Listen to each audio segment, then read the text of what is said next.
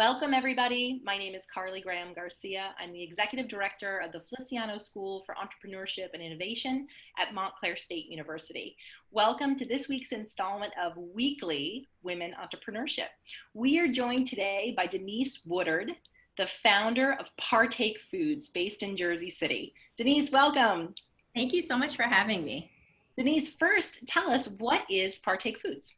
So Partake Foods is a line of snacks that are delicious, nutritious, and allergy-friendly. We're inspired by my daughter's experience with food allergies, and our first product line is cookies. They're free of the top 8 allergens, non-GMO, gluten-free, vegan, but most importantly, they taste good.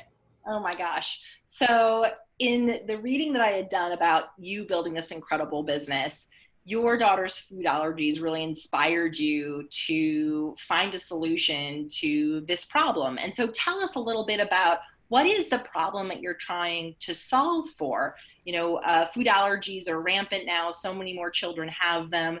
In building Partake, what was the problem you were trying to solve for? Sure. So my daughter Vivian, she's 5, but right around her first birthday, we learned that she's allergic to most tree nuts, corn, eggs, and banana. Partake was born in our living room the summer of 2016. Our nanny, Martha, who actually has some equity in the company, was like, your daughter has the most boring diet ever. All she ever eats is like salmon and vegetables and quinoa. And so I started to think about how so many of Vivian's fondest childhood memories would include food, whether it was birthday parties or holiday celebrations or play dates. And when I looked at the landscape of products that were available, they didn't meet our family's needs from a taste perspective, from a nutritional perspective, but most of all from a brand perspective. I feel like having food allergies is a really anxiety inducing, isolating experience when you can't, pun intended, partake in whatever everyone else is having. And so a lot of the brands that existed, while they provided a safe solution, they weren't particularly cool. And so I dreamed of this brand that had made products that tasted good, had ingredients you could feel good about eating or giving to your family, but was also like cool enough that people without food allergies would willingly choose to eat the products. Wow. And I love that you just shared with us that your nanny actually has an equity stake in your company. That's incredible. So there's so much I want to ask in particular about building a business in New Jersey, because we are a university based in New Jersey. And I personally, in my work now, I'm very focused on small business growth in New Jersey. But tell us a little bit about getting started. So you have a corporate background. You had a very big job that set you up well, I think, to be an entrepreneur. Tell us a little bit about that journey. Sure. So I grew up in North Carolina, first person in my family to go to college, spent my entire career in consumer goods. And most recently, I was at Coca-Cola for 8 years. In the last couple of years there, I led sales for their venturing and emerging brands group. So brands that Coke had either invested in or acquired, like Honest Tea or Zico coconut water. And so having that experience of working with the entrepreneurs, learning that they were actually just regular people who were trying to solve a problem that was very personal to them, really gave me the confidence to go out and start Partake. Wow. So I would say that's a bit of an unfair advantage. You were working at Coke, working in their venture arm. That's tremendous. So let's shift a little bit to funding. So you mentioned that your nanny actually has an equity stake in your company, and clearly she was a part of feeding your daughter in this very kind of formative moment of building the business. Tell us a little bit about how you secured your initial funding to actually launch Partake, but then also having the background that you have, where did you go looking for funding and what followed? Sure. So we launched, I had the idea in the summer of 2016. We brought the products to market the summer of 2017. I left my job at Coke. We launched with 3 flavors of cookies, and we were totally self-funded and self-distributed. So that means my family and I were using our savings and dipping perilously low into it. And then I was just delivering cookies up and down the street in New York, because I knew that as a woman of color, as a first-time entrepreneur, it was going to be really hard to raise venture capital funding. And so I needed to prove that we had a lot of traction, that people wanted our product. So I wanted to get as far as we could without taking outside funding. The summer of 2018, we got our first big break, and we went into a region of Whole Foods and we went into Wegmans. And that's when we started to try to raise some friends and family capital. And we raised nearly $500,000, and it came in dribs and drabs. So we never had all of the money at one time, but it was enough to keep the lights on and keep the business going. And that gave us the ability to get the traction we needed to attract further outside investment. And so in the summer of 2019, we raised $1 million seed round of funding that was led by Jay-Z's Marcy Venture Partners. So let's talk a little bit about that, because Partake has enjoyed a tremendous amount of press. And when Jay-Z's investment firm ponies up $1 million to invest in a cookie company, you're more than that, but snack company. The headline, I think, said cookie company. Tell us what that was like. I mean, it had all of your, did the connections that you had at Coke, and especially working in its venture arm, sort of prepare you for that moment? Or was that out of left field, totally new people, new players, new network to access? Totally new, like completely new to me. Kind of learn as you go, talking to as many people as possible who've done it successfully, who've maybe not done it as successfully, so you can learn the what nots to do. And really, I was just out on the angel circuit, pitching to every single angel group in the area, really across the country, early stage food funds. It wasn't a very glamorous ride. We got a lot of no's along the way, and thankfully, the Marcy team saw something in us, and I help capitalize our business. We have an amazing group of investors that range from food entrepreneurs and CPG executives to MVP, and that really gave us the capital that we needed to begin to scale the business more. Up until January of this year, I was the only full-time employee, so we've built out the team, we've built out distribution a bit more, and they've just been amazing partners. Wow. And then at what point in that journey, in that funding journey and sort of building the business and then being able to hire, did you yourself say, okay, it's time to quit my job at Coke and focus on this full time? I actually quit my job the day that I started selling cookies. We were storing them at a climate controlled storage unit in Jersey City. And I think it was a blessing in disguise, but very early after having the idea, we entered a New Jersey small business pitch competition called the Start Something Challenge, and we won with just an idea and not even the name Partake. At the time, we had incorporated as Vivi's Life, because my daughter Vivian, I call her Vivi, and we just wanted to make Vivi's life easier. And we won, which came with some local press, which was fantastic. But it also meant I needed to tell my current employer what was going on, because the last thing I needed was them to see me in the local news like woman starts allergy-friendly company. And so they were supportive, but they also said, you got to hit the road when you actually are selling a product, because there's a major conflict of interest there. So I'm so glad that happened, because looking back on it, I probably would have tried to create it as a side hustle, and we probably wouldn't have gotten as far. Interesting. Let's talk a little bit about customers and then also distribution, which you touched on. So I've heard you describe yourself as a food allergy mom. So in your mind, is that also your target market, food allergy moms and dads, or is it broader than that?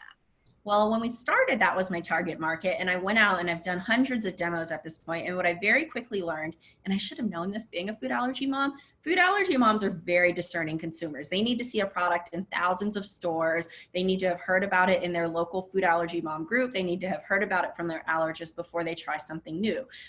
Thankfully, there were these and I think we're starting to build some credibility and trust with that consumer group. But were much broader consumer groups, like health conscious moms who needed school safe snacks, even if their kid didn't have food allergies. Or this sounds super cliche, but health conscious millennials, people who just wanted a cookie that tasted like a cookie but had cleaner ingredients. Being a woman in minority owned business, there were a lot of people who gravitated and just wanted to support, and then were like, oh, I actually like this product, let me come back again. So there were these much broader consumer groups that I didn't even think of when we were starting the business, but through lots of conversations and demos, we learned that they're fans of the brand. Wow, that's great. And then distribution, you mentioned Whole Foods and you mentioned Wegmans. I also have noticed that you're recently selling out at Target. I mean, so how do you sort of think about distribution, and I guess where would you like to sell, and where might you not choose to sell based on the mission of your company? Sure. So from a distribution perspective, we'll grow from about 350 stores last year to over 3,000 this year, which is insane to say out loud. We really worked to partner with retailers who believe in our brand, who believe in our mission. Our product is a little bit more on the premium side of pricing, and so we're working with retailers where that's acceptable. And really like mission and values aligned retailers. I wouldn't say there's a place that we won't go right now. I think it's really important to be deliberate about growth though. And so this was a lot of growth. And so I don't know that we can handle much more this year. And so we want to be very deliberate and make sure that we're supporting each account and that it's a success before we kind of add another one on top of that.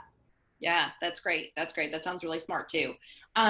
So one profile that I saw that I wanted to mention, I think what really demonstrated sort of the way that you have embraced technology in your business.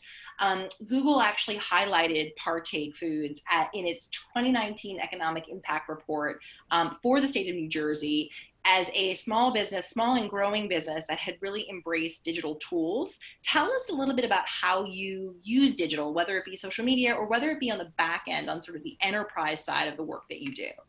Sure. We use so many digital tools. Our team is totally remote. And so we're relying on our computers all day, every day. So from a productivity perspective, tools like Asana, for a meeting perspective, things like Google Hangouts and Zoom. On the back end of things, like a large portion of our business is direct to consumer. So we're working with Shopify, trying to add as many APIs as possible that make sense to make our consumer experience better. So we are definitely a very welcoming to technology friendly company. That was probably not the right phrase, but we love technology at our team. Yeah, no, you definitely see, it seems like you leverage technology well to be able to drive your business, which is tremendous across different sort of parts of it. So I know we don't have too much more time with you, but I want to ask maybe two sort of final questions. It does seem like this movement to bring more attention to veganism and how healthy plant-based diets are has really exploded, right? And so it's well timed with what, the business that you've built and sort of focusing on clean food, which I think is really smart. You use that terminology, and that's certainly what's happening. Did you know that this space was growing, or was it just kind of this fortuitous moment that you were really kind of building what you were building at Partake, and the fact that this vegan movement has gotten much more attention, plant-based diet, and then I guess, did you foresee it, and then how have you been able to kind of capitalize on it, or at least double down now that people are paying more attention to clean eating? Sure. So I wish I could say I had the foresight to know that it was going to be growing. I think in our mission at Partake, what we wanted from day one and still want was to make our products as accessible as possible to as many people as possible. So to cater to as many dietary restrictions, whether medical, like whether they're out of medical necessity or personal preference, as possible. And so moving forward, all of our products thus far have been vegan. They'll continue to all be certified vegan. And it's just really one of our brand tenets. I didn't know that the vegan market would blow up in the way that it has, but it's been super beneficial. And we work to partner with vegan influencers. Pre-COVID, we did a ton of consumer-facing vegan and vegetarian trade shows to really meet consumers and tell them about our products. So we love the vegan community, but I will say that I didn't actually have any idea that the movement was going to take off in the way that it has.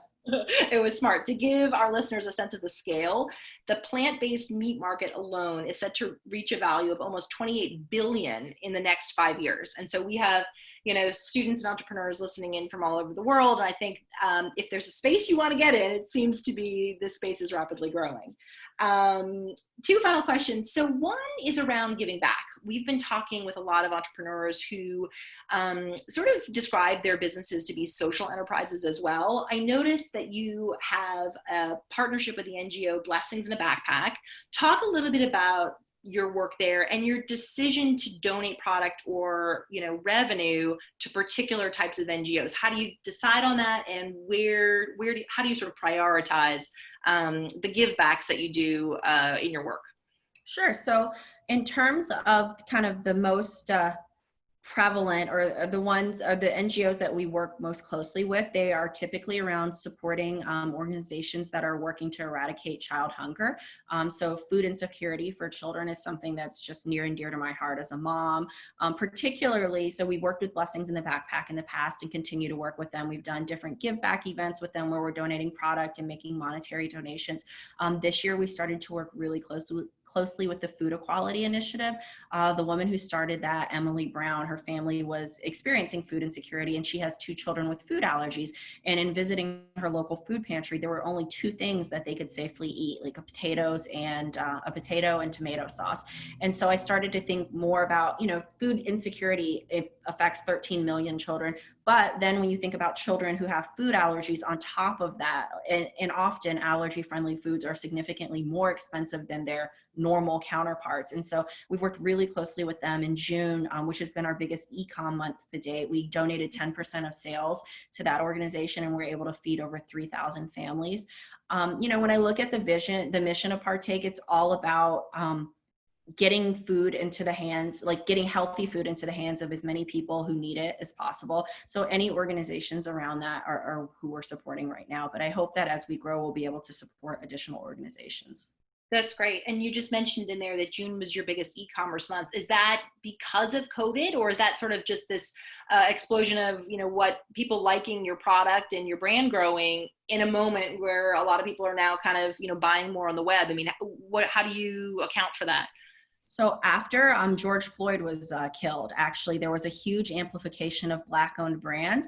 And so we'd been featured by countless publications and influencers. And so I think because of this larger conversation of systemic racism that exists in our country, there's been an influx of people wanting to support Black and minority-owned brands. And so I'm so glad that it was during the month that we were partnering with Food Equality Initiative, because it allowed us to contribute to them in a much more significant way than I'd expected.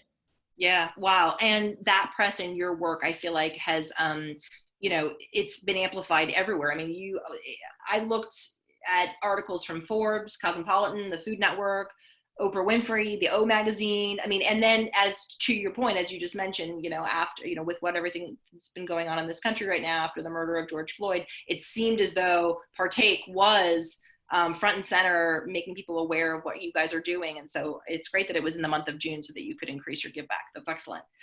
Okay, final question with us, Denise. Thank you so much for taking the time. So we have a group of entrepreneurs listening who are so aspirational to build what similar types of businesses that you've built.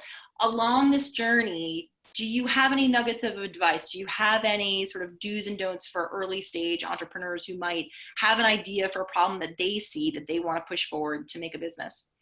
Sure. I think start small. Just get started and start small. For me, that was the best answer. I remember talking to Seth Goldman, the founder of Honest Tea, and I was like, I don't know what distribution channels and I don't know about packaging. And he's like, well, you should just get started. And then your consumers will tell you what they want to see and what they like and what they don't like. And if you don't ever put something out there, you'll never know. It'll just be you iterating in a silo. So just get started. But also, I think sometimes people equate getting started with raising a ton of outside capital and like a very splashy launch party and press releases and a team. And that doesn't have to be the case. And for us, it definitely wasn't the case. And I think it made us scrappier. And gosh, we know how to really stretch a dollar now. And so I think it really created a lot of cultural values in our organization that will serve us in the long term. That's great advice. Denise Woodard, thank you so much for being with us, founder of Partake Foods right here in New Jersey, in Jersey City. Thanks again for your time. Thank you so much for having me.